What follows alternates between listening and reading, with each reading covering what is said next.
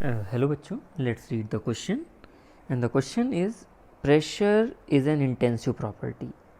Basically ये एक true false type का क्वेश्चन है और हमें बताना है कि क्या ये स्टेटमेंट सही है या फिर नहीं। Pressure is an intensive property. तो उसके लिए मैं की कॉन्सेप्ट की अगर बात करूँ इस क्वेश्चन के पीछे, तो बच्चों की कॉन्सेप्ट है इंटेंसिव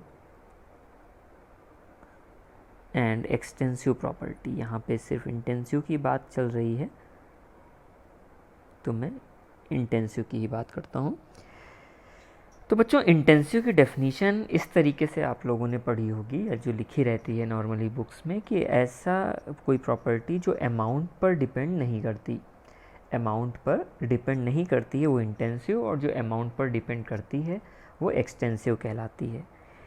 इस डेफिनीशन से प्रेशर को लेकर कुछ हद तक कन्फ्यूज़न क्रिएट होता है। तो इसके लिए एक अल्टरनेटिव डेफिनेशन भी है कि अगर सिस्टम को डिवाइड किया जाए और जो प्रॉपर्टी चेंज नहीं होती हैं वो भी इंटेंसिव कहलाती हैं। बेसिकली इसका लॉजिक यहाँ से है कि intensive property are non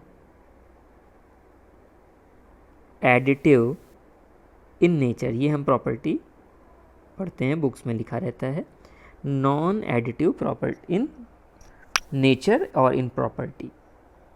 non additive का मतलब ये है उन्हें ऐड नहीं किया जा सकता, सब्ट्रैक्ट नहीं किया जा सकता, like density. In the same way pressure, मान लीजिए कि एक कंटेनर है, ये एक सिस्टम है जिसमें कुछ प्रेशर P था इस कंटेनर के अंदर भरी हुई गैसेस का। अब मैं अगर इसे 20 से एक सेपरेट वॉल बना देता हूँ तो क्या प्रेशर P/2 हो जाएगा? बिल्कुल नहीं। प्रेशर यहाँ पे P ही बना रहेगा दोनों साइड पे और P/2 नहीं रहता। इट मीन्स दैट ये अमाउंट पर डिपेंड नहीं कर रहा है, या कहें सिस्टम को डिवाइड करने पर चेंज नहीं होता। तो ये एक करेक्ट स्टेटमेंट है। तो हमारा जो आंसर होगा बच्चों वो ट्रू हो जाएगा। This statement is true. I hope आपको समझ में आ गया होगा। Thank you and best of luck.